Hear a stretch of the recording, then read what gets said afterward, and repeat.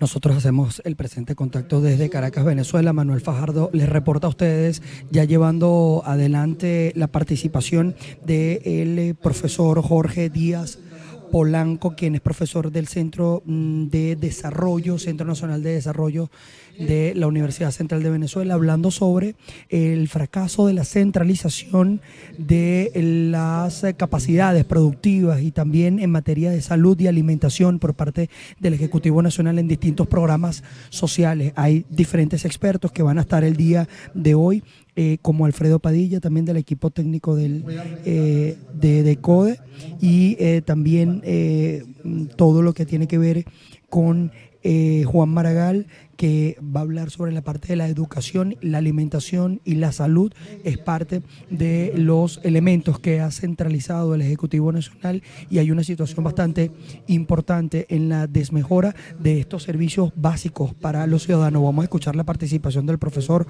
Jorge Díaz Polanco. Si el papel del gobierno central no está claro, conduce a un minimalismo neoliberal. Ningún proceso de descentralización puede darse sin la participación activa y el compromiso del gobierno central. Uno de los problemas que nosotros tuvimos con la descentralización de salud es que el gobierno jamás asumió esa estrategia como parte de una política para modernizar y reformar el sector salud, simplemente como un mecanismo para ponerle la mano a los recursos de la banca internacional. Y eso también hay que evitarlo. De manera que la experiencia nos dice cosas, mucho más de lo que yo les he dicho aquí, de las cuales podemos aprender para no cometer los mismos errores. En el caso de la salud, y yo creo que muchos, a lo mejor es aplicable para otros sectores de la misma manera. Muchas gracias. Fue la parte de la participación del profesor Jorge Díaz Polanco, hablando sobre el tema de la centralización y cómo la descentralización, en el caso de los gobiernos, de todos los gobiernos regionales, y en el caso de los gobiernos locales, es importante mantener la descentralización y las iniciativas en materia de salud, alimentación y educación como parte del desarrollo desde lo pequeño, para que esto impacte, por supuesto, en las mejoras de las condiciones de salud, vivienda de los venezolanos. En este caso, como poco a poco ha ido fracasando, según lo que dicen los distintos expertos que están participando el día de hoy en medio de Venezuela, por supuesto, en toda la situación que se ha venido denunciando por diferentes organizaciones no gubernamentales. Está Leonardo Carvajal de Asamblea de Ciudadanos, para hablar sobre el tema educativo y, por supuesto, la centralización del sistema educativo que se ha de alguna manera masificado por el actual gobierno en lo que es, por supuesto, este modelo político venezolano que ya tiene 18 años. Vamos a escuchar parte de las palabras del profesor Leonardo Carvajal. El profesor Juan Maragall, que tuvo un problema, pues lo acepté con todo gusto, porque tenía rato que no ponía un granito de arena dentro de este proceso de reflexión y de, digamos, armar las conciencias y las mentes para procesos de sano proselitismo político como el que estamos involucrados. Organicé lo que voy a decir como en 5 puntos. Primero tiene que ver con lo que pasó en los 90. La descentralización comenzó en los 90 en lo político, y qué cara tuvo en lo educativo. Fundamentalmente yo diría que comenzó a extenderse de una manera bien bonita por las 4 puntas de Venezuela, porque Andrés Velázquez y la causa R en Bolívar con el maestro José Rafael Marrero, a Ramón Martínez en Sucre, Lolita Anillar en Zulia, Rondón Nucete en Mérida, Tablante en Aragua, Salas Romer en Carabobo, las escuelas del Sol, las escuelas solidarias, las escuelas integrales, las escuelas activas por la dignidad, etcétera, etcétera, etcétera. Con mayor o menor fortuna, porque nadie nace aprendido y son procesos de ensayo, de cambio, de innovación, pero comenzó un interesante proceso de emulación, de innovaciones, de cambio. nosotros descubrimos los venezolanos en los años 90 que estábamos en la cola desde cierto punto de vista de los países del mundo. Hubo una investigación del Instituto Internacional de Evaluación del Progreso Escolar. Algunos recordaremos el artículo lapidario de José Ignacio Cabruja en aquel momento, donde nos ubicamos entre el grupo en una evaluación de 32 países, una muestra de los 5 continentes. Nos ubicamos donde estaba Zimbabue, Botswana, otro país africano, y nosotros estábamos en la cola. Entonces, por supuesto, hubo un choque enorme en los venezolanos. Yo diría que los 90 fueron los años en los cuales descubrimos cuánto habíamos retrocedido, pero al mismo tiempo comenzamos la escalada, y esa escalada tenían cara en esas escuelas. Digo unas mejores, otras peores, pero ese proceso era interesantísimo. Cuando digo unas mejores, hablo, por ejemplo, de las escuelas integrales de Mérida. Allí, por ejemplo, un investigador, que por cierto ahora es profesor e intelectual de la Bolivariana, hizo una investigación en aquel momento, profesor Edgar Figuera, y detectó que en esas 30 escuelas, el nivel de deserción escolar era 0%, y eran escuelas rurales y escuelas en los suburbios, escuelas en las zonas marginales. Si tú logras deserción 0, prosecución 100%, y además empiezas a meterle un conjunto de aditivos como comedor, deporte, tareas dirigidas, etcétera, etcétera, indudablemente que vas a tener las dos cosas, la inclusión, la prosecución y un incremento de la calidad. Eso comenzaba a ocurrir, y por supuesto también el ministro Cárdenas, con el cual tuvimos el honor realmente de acompañar en algunas de sus tareas. El ministro Cárdenas establecía programas tan interesantes con las alcaldías y gobernaciones como el 1x1, el 2x1. Eso es comenzar a descentralizar. Usted, señor gobernador, pone un bolívar para el PAE, Programa Alimentario Escolar, y el ministerio pone 1 o pone 2. Se comenzaron por lo menos a hacer los estudios y estaba moviéndose la cosa, creo que en el último año de su gestión, para establecer autoridades únicas en educación en 2 o 3 estados. El jefe de la zona educativa y el director de educación de las escuelas de la gobernación, que fuesen uno solo, y que el manejo gerencial de eso no fuese del ministro, porque eso hubiese significado más centralización, sino fuese del gobernador o fuese del alcalde. Entonces todos esos procesos estaban en marcha hasta, como dice la canción de Carlos Puebla, hasta que llegó el comandante y mandó a parar. En un libro que terminaré en un par de semanas, que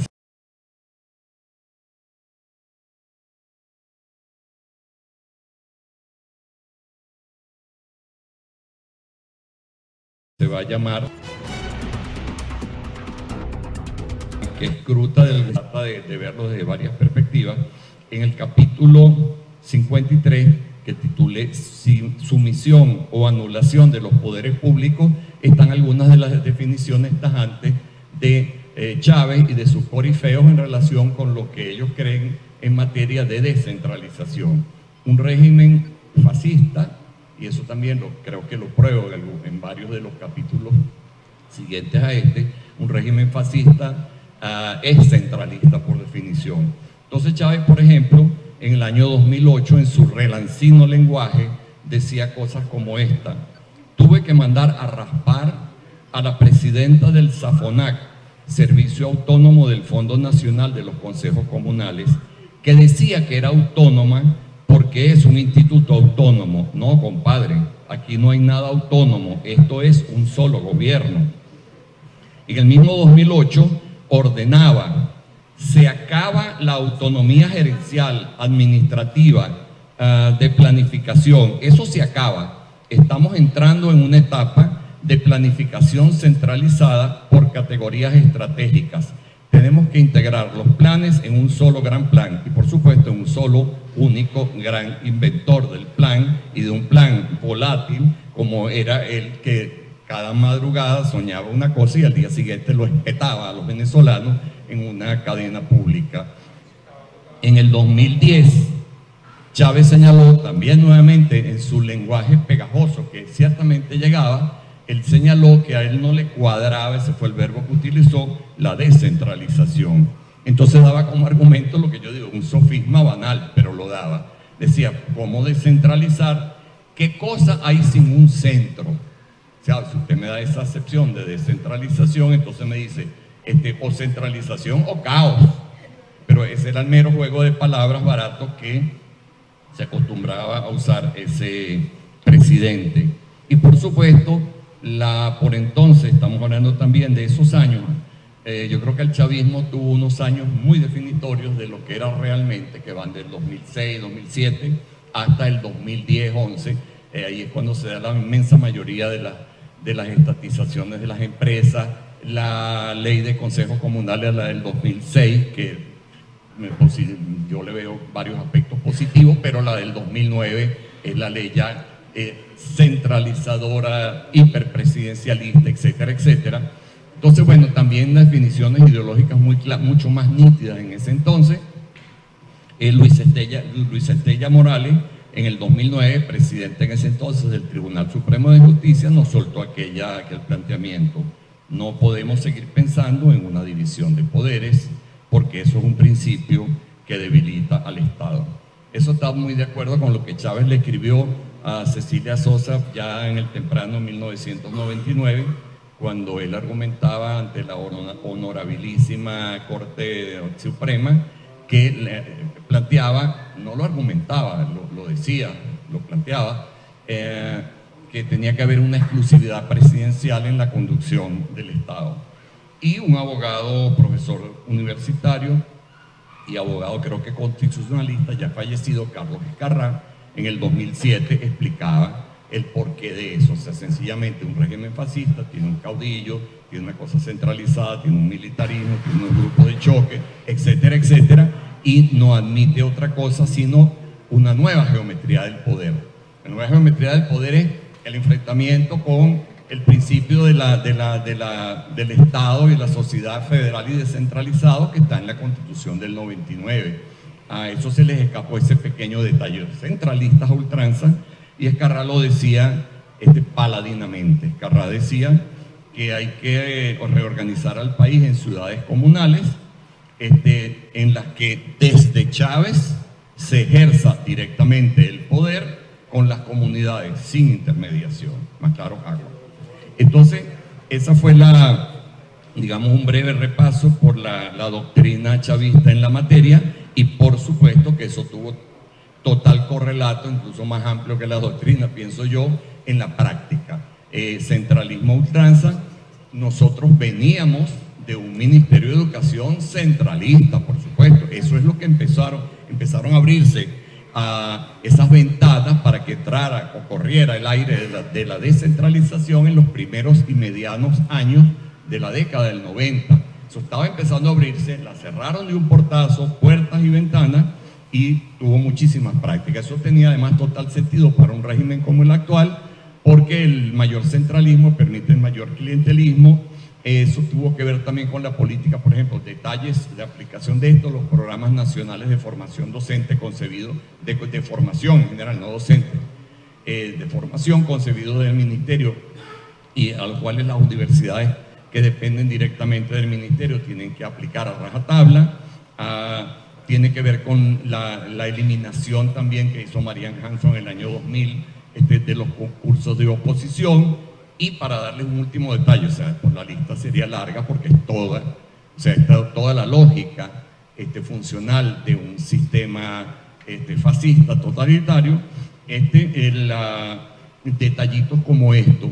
Investigadores y periodistas que se acerquen a planteles a preguntarle a directores o a docentes qué pasa allí, sea la investigación más sacrosanta o sea un reportaje periodístico básico sobre algo que ocurrió allí, se encuentran con lo mismo. O sea, el director no puede opinar, no tiene permiso, tiene que el superior, y por supuesto el docente tampoco. Y si lo hacen es desde el más riguroso de los anonimatos. O sea, si eso no es centralismo, o sea, hasta de la libertad de expresión mínima, elemental de un docente y un director para opinar, no sobre la política del ministro, faltaba más, sino sobre lo que está pasando en su plantel, que me digan entonces que es centralismo. ¿Qué resultados tiene eso? Bueno, en el medio, y se me había olvidado comentar, en el medio, en el año 98, me tocó coordinar junto con otro grupo de venezolanos desde el Consejo Nacional de Educación, que éramos alrededor de unos 40 profesionales, investigadores, un proceso de debate nacional que nosotros decíamos en aquel entonces, la mejor de las buenas ondas, que eso estaba desarrollando la democracia participativa en educación. En educación hay centenares de miles de educadores, millones de familias.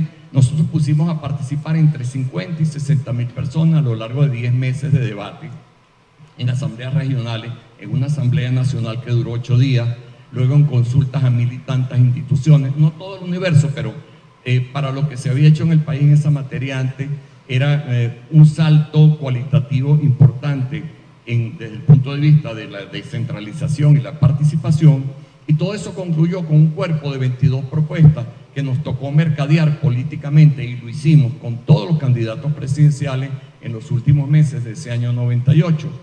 Y eso se llamó el Compromiso Educativo Nacional, que en aquel momento firmaron tirios y troyanos. Aquí tengo los nombres, como por ejemplo Carlos Lan Rodríguez y como por ejemplo Eduardo Fernández, por decir dos. Entonces, dentro de esas 22 propuestas, un puñito de propuestas, quisimos diferenciarnos de las buenas intenciones, pero la poca eficacia política de lo que había sido el Congreso Nacional de Educación que se había hecho en Venezuela en el año 89, y yo me tomé la molestia de contar el conjunto de propuestas que tuvo ese Congreso, más de 200. Entonces, cuando tiene más de 200, el poder se ríe de usted y la sociedad no alcanza a asimilar. Nosotros pusimos el esfuerzo que fueran muy pocas y muy articuladas, y aquí están, un folletito, no un libraco, 22 propuestas. Y la propuesta 16, 17 y 18 buscaba, o sea, nos pareció a esos 60.000 que discutimos, gente de todos los niveles, sectores, etcétera, nos pareció que era importante mejorar el proceso de descentralización. Voy a leer prácticamente solo el título de cada una de las propuestas y luego se explica siempre en 2 o 3 parrafitos. El 16, otorgar mediante progresivos ensayos cada vez más recursos financieros y competencias a las comunidades educativas para lograr su participación en la gestión pedagógica y administrativa de los establecimientos educativos. Y esto tenía algunas innovaciones, como por ejemplo plantear que el poder de ingresar y de egresar al personal docente de cada institución no dependiese de un juego que se hiciese muy arriba allá en el ministerio, en la esquina de sala, sino que dependiese del equipo directivo del plantel. Por ejemplo, ese detallito, ¿no? que ilustraba hacia dónde se podía llevar las cosas, pero por supuesto, mediante progresivos ensayos. Ese es un punto clave, o sea, no puede haber un UCASE que diga todo el mundo entra al mismo tiempo de la misma manera, porque eso es condenar a un sistema que tiene 20 y tantos mil planteles, sencillamente a grandes descalabros en algunas áreas.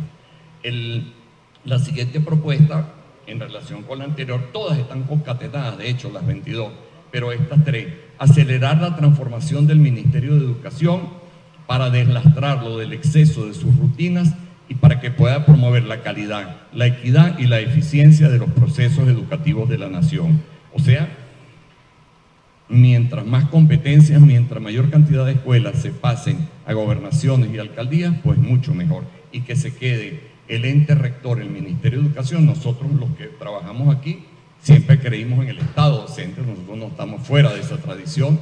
Hay una visión dicotómica, polarizante, absurda, los que creen en el Estado docente y los que creen en la sociedad educadora. Todos los que estamos aquí creemos en las dos. Debe haber Estado docente, ha sido positivo en la historia venezolana, pero la sociedad venezolana del siglo XXI no es la que tenía Gómez, un 80% de analfabetos. No, la sociedad para la cual nosotros escribíamos esto es una sociedad donde había ya 1 millón de profesionales en todas las áreas. Entonces, una sociedad que iba madurando, se empinó sobre sí misma, como decía el maestro Prieto, que había que empinarse sobre la propia estatura. Entonces esa sociedad podía asumir también ser sociedad educadora o sociedad docente, pero con una rectoría del Estado. La idea es que el Ministerio de Educación fuese el rector, pero la gerencia fuese gobernaciones, alcaldías y por supuesto entes del Estado y por supuesto empresas o agrupaciones privadas. Y la tercera es instaurar, en la misma línea, instaurar la práctica de la evaluación institucional y laboral en todos los establecimientos educativos de cualquier nivel del sistema. Venezuela necesita eso desde hace mucho rato, mayor evaluación, acreditación, etcétera, etcétera. La idea no es, se van las competencias, se van las responsabilidades allá y después veremos a ver qué ocurre, no. constante evaluación, y eso debe hacerlo el ministerio. El ministerio debe establecer las directrices generales de política, el ministerio debe supervisar, el ministerio debe investigar con los investigadores, no, él no los tiene, pero con los investigadores de las universidades, por ejemplo, y el ministerio debe evaluar, y el ministerio debe hacer feedback, y el ministerio debe organizar cursos de formación, de actualización, exactamente donde estén los talones de Aquiles que él vaya descubriendo en los distintos estados y en las distintas regiones y en los distintos tipos de centros. Los resultados de la política de los últimos años, no tengo tiempo, ya me dijeron gentilmente que me quedan 5 minutos, ya me quedan 4. Hay algunos resultados que les voy a hacer una propaganda de un libro que acaba de sacar la Católica, que yo coordiné, se llama Nuestra decadencia educativa, memorias de 44 jóvenes venezolanos, fueron alumnos míos, estudian educación, y les pedí una autobiografía de su vida escolar al término de un semestre. Como ya habíamos entrado en confianza, los muchachos hicieron no más que catarsis. Se hablaron a sí mismos y me hablaron a mí, y aquello me impresionó tanto, ese gigantesco mural de sombras, tinieblas, luces, algunos tipos reflectores, algunos tipos cocuyos, pero había de todo, y les dije, ustedes me dan permiso para que podamos publicar esto, porque es la mejor radiografía, es el mejor mural de lo que es el sistema educativo venezolano de ustedes. Eran muchachos o son muchachos de 20, 21 años ahorita, son la generación digital, o sea, son los muchachos que nacieron en el 95, el 98, o sea, son los que crecieron con todo eso que se fue inventando, Facebook, Twitter, Skype, etcétera, etcétera, y son la generación chavista en Venezuela. Empezaron su escuela el 98, el 99, el 2000, el 97. O sea, la generación chavista y la generación digital. Es la generación, se lo voy a decir en 3 terribles palabras, que no sabe expresar con corrección sus ideas. Es la generación tuitera, no conoce de puntos y comas, nada. Ajá. En segundo lugar, más grave tal vez que eso, carece de dimensión histórica. Aquí hay unos ejemplos deliciosos que provocan risa y que al mismo tiempo dejan el cuerpo lleno de amargura. Y en tercer lugar, carecen de la dimensión matemática. Son habilísimos en la dimensión tecnológica, sí, pero estas 3 que mencioné anteriormente están muy, muy por detrás de lo que era la generación anterior y la tras anterior. Futuro, propuestas. Voy simplemente a leer 3 parrafitos y con eso termino de este libro. Este libro se llama Educación para transformar el país. Es un libro que trabajamos a lo largo de año y medio, 30 personas, coordinados por el padre Luis Ugalde. En ese grupo estaban y están personas como Gustavo Rosen, como Benjamín Charifier, como Tulio Ramírez, como Nacari Rodríguez y unos cuantos investigadores del país. Hacíamos ponencias, las discutíamos, realmente fue un seminario y luego concluimos en propuestas para el país. A mí me tocó hacer el resumen de las 7 grandes propuestas. El libro contiene las ponencias sobre 13 temas de 13 de nosotros y yo hice la síntesis en forma de propuestas. La 6ª propuesta tiene que ver exactamente con nuestro tema. Leo los 2 párrafos y con eso termino. Dice, se necesita un sistema educativo descentralizado articulado al entorno digital y las redes sociales. No voy a leer la parte de redes sociales, leo solo los 2 párrafos de descentralización. La descentralización educativa es un mandato constitucional y un nuevo modelo gerencial que debe incrementar la eficacia, la calidad y la equidad, además de la participación democrática. Pero sería un error, creo que esta idea, si no recuerdo mal, fue una observación muy aguda de la profesora Nacari Rodríguez, creo, pero sería un error promover una descentralización masiva, homogénea y de ritmos uniformes para todas las entidades político-territoriales y todos los órganos subnacionales. Algunas competencias podrían transferirse simultáneamente, otras deberán, a todos los estados, etcétera, otras deberán esperar que algunos estados o municipios estén en condiciones de recibirlas. Habrá que saber combinar trayectorias rápidas, intermedias y lentas, como también diferenciadas según las realidades de los órganos subnacionales. El segundo y último párrafo. Eso sí, la descentralización básica debe comenzar en los planteles, por lo que habrán de delimitarse nuevas competencias en materia de su organización y funcionamiento, basadas en un modelo de gestión autónoma. También en el otro extremo deben quedar delimitadas todas las competencias derivadas del principio de la rectoría indeclinable, Constitución, ese es el artículo 102, si no me equivoco, 101 de la Constitución, rectoría indeclinable que sobre el sistema educativo deben ejercer los dos ministerios. Nosotros asumimos como positivo que haya dos ministerios, los dos ministerios responsables de los procesos educativos. Postulamos un ministerio del subsistema de educación básica, que es inicial, primaria y media, sin escuelas, que se encargue de establecer los marcos curriculares, de evaluar la calidad del sistema y de supervisar las actividades educativas de las gobernaciones, alcaldías y entes privadas. De una manera progresiva, todas las escuelas del Ministerio de Educación, todas las llamadas escuelas nacionales, que sean escuelas estadales y que sean escuelas municipales. Progresivamente, todos los centros educativos oficiales del nivel inicial deben pasar a la responsabilidad de las alcaldías, y todos los centros oficiales que impartan educación primaria y media deben ser gerenciados por las gobernaciones de los estados. Desde luego, las transferencias de responsabilidades y competencias deben ir aparejadas con el traspaso fluido de los recursos financieros correspondientes tanto a gobernaciones como a alcaldías. Todos los entes involucrados en la gestión educativa deben periódicamente rendir cuentas a la sociedad y el Estado. Y en cuanto al subsistema de educación superior, postulamos un ministerio de ese subsistema que no pretenda arrogarse atribuciones propias de las instituciones del subsistema, las cuales deben regirse todas por el principio de la autonomía responsable. Esas instituciones de educación superior deben vincularse más entre sí y con las organizaciones de su entorno. Postulamos crear consejos regionales de educación superior donde tengan participación la diversidad de instituciones de este subsistema y también los representantes de gobernaciones, alcaldías, organismos empresariales y sindicales, amén de otras instituciones culturales y sociales de la región. Gracias.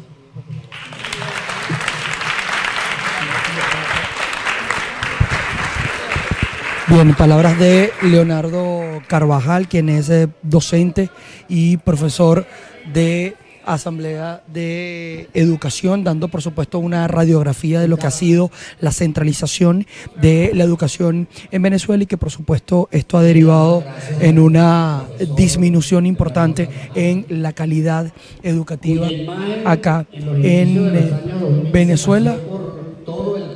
Parte de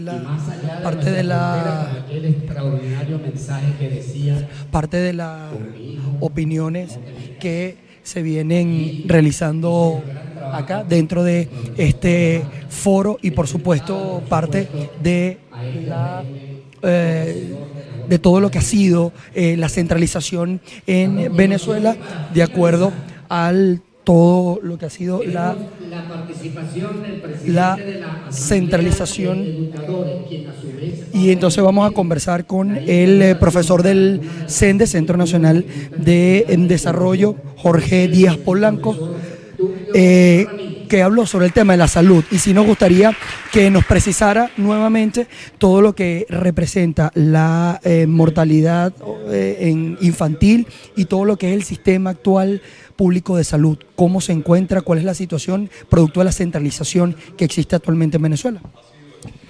Mira, ¿por qué se toman esos indicadores? Se toman esos indicadores porque la mortalidad materna y la mortalidad infantil son muy sensibles a los cambios sociales, a los cambios económicos. Es decir, cuando tú implementas políticas sanitarias, esas políticas tienen un impacto casi inmediato sobre esos indicadores, por eso son importantes.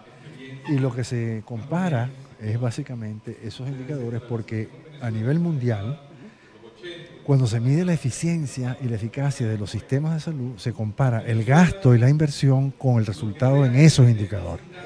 Y lo que se obtiene normalmente es que a mayor inversión pública, menor incidencia de todos los indicadores. Es decir, baja la mortalidad materna, baja la mortalidad infantil. Lo que ocurre en Venezuela es al revés. Nosotros logramos reducir más los indicadores, estos dos, cuando teníamos menos recursos. Después de más de 40.000 millones de dólares de inversión a partir del año 2003 en Barrio Adentro, ha aumentado la mortalidad materna a los niveles de los años 60 y la mortalidad infantil a los años 90. ¿Qué número maneja, profesor? En este momento déjame hacer memoria. Creo que la tasa de mortalidad infantil aumentó de 15,4 en el año 2013 a 20,3 en el año 2016. Y la mortalidad materna aumentó de 80 y algo, no me acuerdo exactamente el decimal, en el año 2013 a 130,8 en el año 2016, con lo cual es una barbaridad. O sea, son aumentos brutales que no obedecen para nada a la inversión y al gasto que se ha hecho en materia de salud, o que dicen que se ha hecho. ¿Qué decir de estos sistemas como Barrio Adentro, estos sistemas de atención primaria que hablan de numerosas cantidades de consultas? ¿Cómo es efectivo o no es efectivo? Todo eso es absolutamente falso. Eso lo podemos decir de una vez. Desde el año 2005 estamos siguiendo los resultados de Misión Barrio Adentro. Y uno, la gente no usa Misión Barrio Adentro. Dos, cuando usa Misión Barrio Adentro es porque no tiene otro remedio, ¿verdad? Y cuando la usa además se dedica a corroborar las cosas que le dan allí con otras autoridades sanitarias que tienen mucho más conocimiento sobre el tema. De manera que lo de Barrio Adentro es una vil estafa a la población. Es la estafa más grande que se ha hecho a la población en materia sanitaria. Sobre todo después de la cantidad de dinero que se ha invertido. Bien, palabras del profesor Jorge Díaz Polanco, quien ha participado dentro de este foro del día de hoy. También se encuentra acá el doctor Ricardo Conbella, por supuesto, quien de alguna manera también ha participado. El tema de la centralización y desde el punto de vista político y administrativo del Estado. ¿Qué significa, doctor Conbella, que tengamos al día de hoy un Estado totalmente centralizado? ¿Cómo queda el ciudadano dentro de estas tres variables importantísimas que son las variables para poder vivir? Salud, alimentación y educación, que es parte del desarrollo también nacional. ¿Cómo se consigue un país así? Claro, esta visión centralista, excesivamente centralista, que tenemos en Venezuela es consecuencia de una ideología que es el chavismo, que tiene un componente, sin duda, yo creo, fascista, militarista, que es la concentración absoluta de todas las decisiones en manos de muy poca gente.